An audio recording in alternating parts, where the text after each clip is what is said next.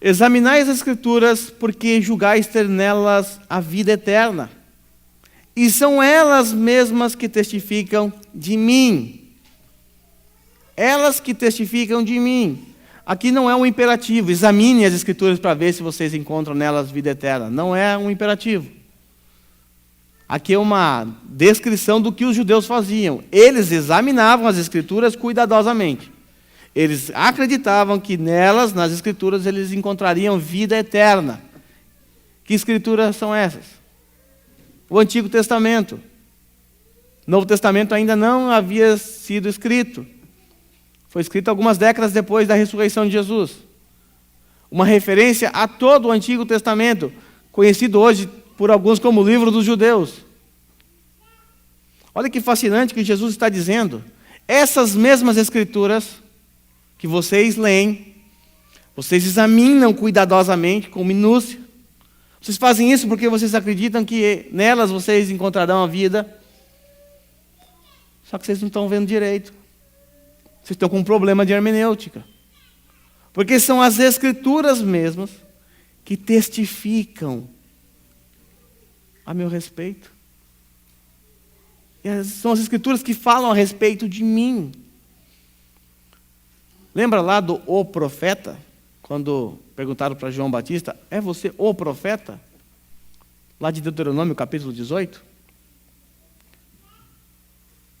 Moisés, quando ele escreveu isso, ele estava dizendo para o povo, ele recebeu essa revelação de Deus, que Deus enviaria um semelhante a ele, semelhante a Moisés. Que em um determinado momento da história chegaria um profeta à semelhança dele, que traria instrução para o povo, que ensinaria o povo. Nós sabemos que essa profecia é uma profecia referente a Jesus Cristo. Ele sim é esse profeta, ele é o cumprimento dessa profecia. Quem disse isso foi Moisés, lá em Deuteronômio. Ele deu esse testemunho a respeito de Jesus através dessa profecia. Quando nós lemos Gênesis 3,15, o que nós encontramos? O que nós chamamos de proto-evangelho, ou evangelho no seu estágio embrionário. Deus promete ao casal no jardim do Éden um descendente.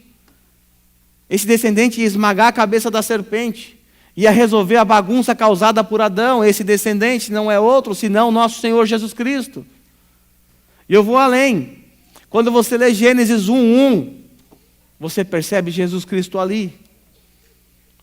No princípio criou Deus os céus e a terra. Eu não estou vendo o nome de Jesus ali. Então leia João 1:1. No princípio é aquele que era a palavra. Ele estava com Deus e ele era Deus. Todas as coisas foram feitas por intermédio dele. Sem ele nada do que foi feito teria sido feito. João coloca Jesus lá no princípio. Quando você olha para os profetas, você vai ver inúmeras profecias acerca de Jesus Cristo. Falando do seu sofrimento, da sua morte, falando do seu nascimento virginal, falando da cidade onde ele nasceria, a sua linhagem, falando de João Batista que viria antes para preparar o caminho. Quando você lê Mateus, o Evangelho de Mateus, que foi escrito para os judeus, com a finalidade de apresentar Jesus como o Messias, você vai encontrar 72 citações de profecias do Antigo Testamento acerca de Jesus. Isso aconteceu para que se cumprisse o que foi dito pelo profeta X, e ele cita a profecia. Toda a Escritura dá testemunho acerca de Jesus, porque Jesus é o personagem principal de toda a história da humanidade e também da palavra de Deus. Nós devemos remover da nossa mente a ideia de que a Bíblia é um conglomerado de histórias que foram colocadas num livro organizado para que a gente leia essas histórias. A Bíblia conta apenas uma única história, a história da redenção. A história da redenção. Essa história tem um começo e tem um fim.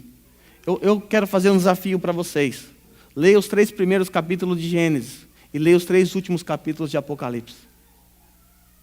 Veja onde o evangelista João nos levou em Apocalipse. De volta para o jardim. Um jardim restaurado. Um jardim onde Deus seria o nosso templo.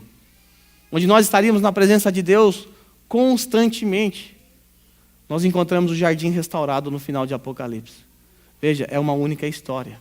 Tudo que acontece no meio dessa história é sobre Jesus. Apontava para Jesus.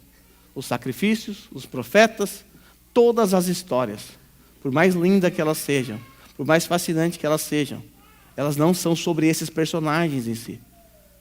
A história de Noé não é sobre Noé, é sobre a preservação do descendente da mulher. A história de Davi não é sobre um rei muito bom, é sobre um rei que viria para assentar no trono dele, o Messias, o Cristo Jesus. Todo o Antigo Testamento testifica, grita, berra aos ouvidos dos seus leitores. Mas eles tiveram um problema de interpretação. Eles não conseguiram ouvir a voz das Escrituras, que testemunhava acerca de Jesus. Então nós vimos as 4 testemunhas. João Batista, as obras, o Pai e as Escrituras.